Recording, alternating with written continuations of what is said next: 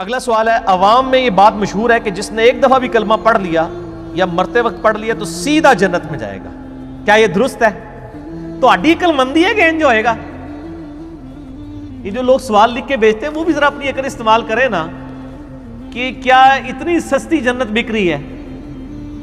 جامعہ ترمذی میں حدیث ہے، سیدنا عثمان غنی رضی اللہ تعالیٰ عنہ جب بھی قبرستان جاتے اتنا روتے کہ داڑھی آنسوؤں سے تر ہو جاتی۔ لوگ پوچھتے کیا معاملہ ہے؟ انہوں نے کہا میں نے خود نبی علیہ السلام سے سنا ہے کہ آخرت کی منزلوں میں سے پہلی منزل قبر ہے، جس کی یہ منزل صحیح ہوئی اس کی اگلی منزلیں آسان ہو جائیں گی، اور جو اس منزل میں پھنس گیا اگلی منزلیں اس کے لیے مشکل در مشکل ہو جائیں گی۔ یہ کون کہہ رہا ہے؟ سیدنا عثمان۔ سیدنا عثمان وہ ہیں جن کو 3 موقعوں پہ جنت کی بشارت ملی ہوئی ہے، اور نبی علیہ السلام کی طرف سے۔ ایک دفعہ جب مسجد نبوی کی توسیع کے لیے زمین وقف کی، دوسری دفعہ جب مسلمانوں کے لیے کنواں وقف کیا، اور تیسری دفعہ غزوہ تبوک کے موقع پر جب 700 اونٹ مال کے لدے ہوئے اللہ کی راہ میں خیرات کی۔ اچھا، تینوں دفعہ ان کو مال خرچنے کے اوپر ہی جنت ملی ہے۔ اس لیے میں کہتا ہوں جس کو اللہ نے مال دیا ہے نا، سب سے آسانی میں اگر دنیا میں کوئی جنت کما سکتا ہے نا، مالدار بندہ ہے۔ اس نے بس صرف اپنی نیت صحیح کر لینی ہے، اس کو یہ ٹینشن نہیں ہونی چاہیے کہ پتہ نہیں قبول ہوا ہے کہ نہیں۔ نماز میں تو ہمیں جتنی مرضی صحیح کر لیں توجہ نہیں رہتی، بندہ کہتا ہے یار پتہ نہیں خشوع خضوع ہے کہ نہیں۔ مال میں صرف ایک چیز کا خیال رکھنا ہے کہ آپ نے ریاکاری نہیں کرنی، بس۔ باقی یہ نہیں ہوگا کہ یہ خشوع خضوع سے خرچ ہوا ہے کہ بغیر خشوع خضوع کے، یہ خرچ کرتے وقت یعنی وہ ذہن حاضر تھا یا نہیں تھا، وضو ہے تھا یا نہیں تھا، یہ رولے تو ہے ہی نہیں نا مال خرچنے سے۔ تو سیدنا عثمان نے 3 دفعہ جنت کمائی ہے مال خرچنے کے اوپر، اور تیسری دفعہ تو نبی علیہ السلام نے اشرفیاں یوں آپ الٹ پلٹ کرتے تھے اور کہتے تھے عثمان جنتی آج کے بعد جو چاہے مرضی کرے۔ یہ ان کو ہی گارنٹی تھی کہ جو مرضی کرے، تو انو آندی تھی جو مرضی کر دے، وہ ہے کچھ کرتے رہے جے بعد کہ قبرستان جا کے روندے رہنے کہ پتہ نہیں میرے ساتھ کیا بننا ہے۔ تو قبرستان جا کے روتے تھے۔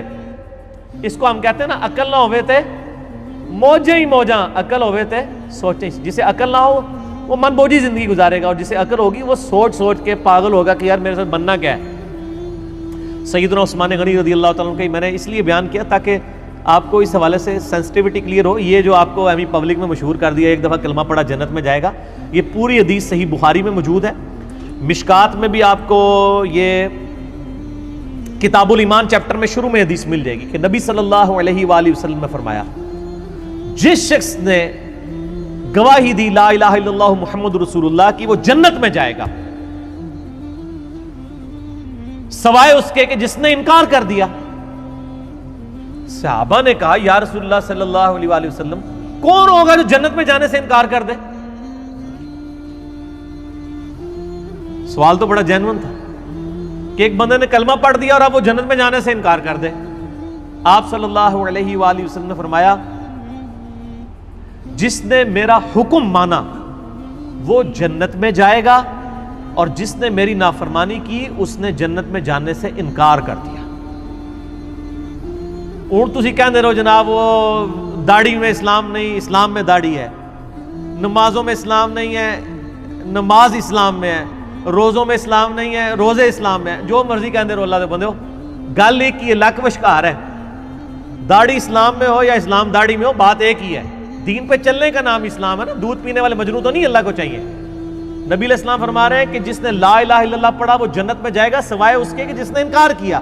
پوچھا گیا انکار کس نے کیا؟ فرمایا جس نے میرا حکم مانا وہ جنت میں جائے گا، اور جس نے میری نافرمانی کی اس نے جنت میں جانے سے خود انکار کر دیا۔ اب اس میں ساری کی ساری باتیں، یعنی دین کے اوپر چلنا، فرائض کے اوپر پابندی، حرام چیزوں سے بچنا، یہ ساری کی ساری چیزیں اس کے اندر داخل ہو جائیں گی۔ آپ کو اب لہذا سے نٹی گٹی اس کی ضرورت نہیں ہے۔ اور جیسے کہتے ہو جی رفع الیدین کا حکم دکھائیں، ہم کہتے ہیں کہ نبی علیہ السلام کی حدیث ہے صحیح بخاری میں 631، صلو کما رأیتمونی اصلی، نماز اس طرح پڑھو جس طرح مجھے پڑھتے ہوئے دیکھتے ہو۔ اور یہ مالک بن حویرث روایت کر رہے ہیں، غزوہ تبوک کے موقع پہ آئے ہیں نبی علیہ السلام کی وفات سے 1.5 سال پہلے ملنے، اور وہی مالک بن حویرث بخاری اور مسلم میں نبی علیہ السلام کا طریقہ نماز کا روایت کر رہے ہیں کہ نبی علیہ السلام نماز شروع کرتے تو دونوں ہاتھ کانوں تک اٹھاتے، رکوع میں جانے لگتے تو دونوں ہاتھ کانوں تک اٹھاتے، اور رکوع سے سر اٹھاتے تو دونوں ہاتھ کانوں تک اٹھاتے۔ اب وہ کہتے ہیں رفع الیدین کا حکم دکھائیں، تو میں نے کہا تھا یہ حکم ہے۔ وہی صحابی کہہ رہا ہے کہ مجھے نبی علیہ السلام نے فرمایا نماز اس طرح پڑھو جس طرح مجھے پڑھتے ہوئے دیکھا۔ وہی صحابی نبی علیہ السلام کی نماز کا طریقہ آگے وہ اپنے ساتھیوں کو سکھا رہا ہے، تو ظاہر ہے کہ اس میں ایک ایک نٹی گٹیز تو نہیں بیان ہوگی۔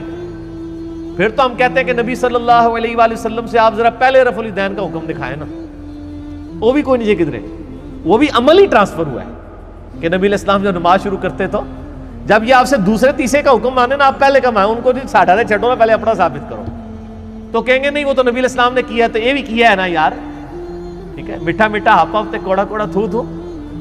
تو یہ جنت اتنے سستے نہیں ملنی میرے بھائی، یہ آپ کی شعر و شاعری ہے کہ جو کچھ بھی ہے اے اللہ تیرے محبوب کی امت سے ہیں، یہ آپ کی شعر و شاعری آپ کرتے رہیں، جب انشاءاللہ موت آئے گی تو پھر پتہ چل جائے گا یہ شعر و شاعری ہے، اس کی کوئی اللہ کے حضور کوئی حیثیت نہیں ہے۔ اس واسطے جناب مرنے تو پہلے تیاری کر لو۔